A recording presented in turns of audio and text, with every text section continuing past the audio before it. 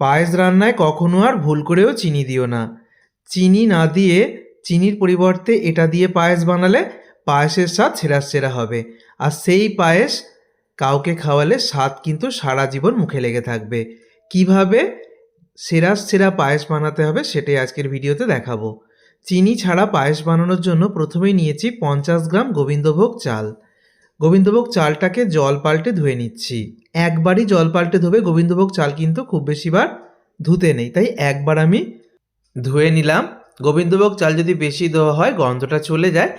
আচ্ছা, এখানে দেখো কাজু কিশমিশ তো নিয়েছি, আর নিয়েছি এলাচ আর তেজপাতা। তেজপাতা যারা পছন্দ করো না তারা বাদ দিতে পারো, তবে মাকে ছোটো থেকেই দেখেছি তেজপাতা দিয়ে পায়েস বানাতে। ঘি দিয়েছি 1 চামচ, ঘি গলে গেলে কাজু কিশমিশটা দিয়ে ভেজে নিচ্ছি। 1 মুঠো কাজু কিশমিশ দিয়ে কাজু কিশমিশটাকে ভালো করে ভেজে আমি তুলে রাখবো। ঠিক যেভাবে দেখাচ্ছি এইভাবেই বন্ধুরা বানাবে, তাহলেই কিন্তু পায়েসের স্বাদ সেরা সেরা হবে। এবার কাজু কিশমিশ ভাজা হয়ে গেলে কড়াইতে যেটুকু ঘি রইল ওই ঘিয়ের মধ্যে 5টা এলাচের মুখ ফাটিয়ে দিয়েছি আর 2টো তেজপাতা ছিঁড়ে দিয়ে দিলাম। এলাচ আর তেজপাতাটাকে একটু নেড়ে চেড়ে নেব। তারপরে আমি যে চালটাকে ধুয়ে রেখেছি সেই চালটা দিয়ে দিলাম। এখানে আমি 50 গ্রাম গোবিন্দভোগ চাল নিয়েছি। চালটাকে 1 মিনিট খুব ভালো করে তেজপাতা আর এলাচের সাথে ঘিয়ের মধ্যে ভেজে নেব। এইভাবে গোবিন্দভোগ চাল ঘিয়ের মধ্যে ভেজে নিলে সেই চালটা দিয়ে পায়েস বানালে খেতেও সুন্দর হয় আর চালটা কিন্তু লেগে যায় না। এবারে ওই কড়াইয়ের মধ্যেই অল্প একটু জল দিয়েছি, তারপরে 1/2 লিটার প্যাকেট দুধ দিয়ে দিচ্ছি। 1/2 লিটার লিকুইড দুধ দিয়েছি, একটু ঘন ভালো মানের লিকুইড দুধ দিয়ে পায়েস বানাতে চেষ্টা করবে, পায়েসের স্বাদ ভালো আসবে। এবারে লিকুইড দুধের মধ্যে দিয়ে দিচ্ছি আমি গুঁড়ো দুধ।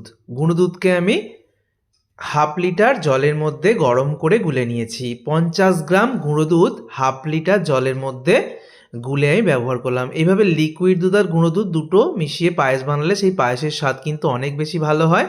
1/2 লিটার লিকুইড দুধ আর 1/2 লিটার জলের মধ্যে 50 গ্রাম গুঁড়ো দুধ গুলে আমি দিয়েছি। টোটাল 1 লিটার দুধে এখানে করছি।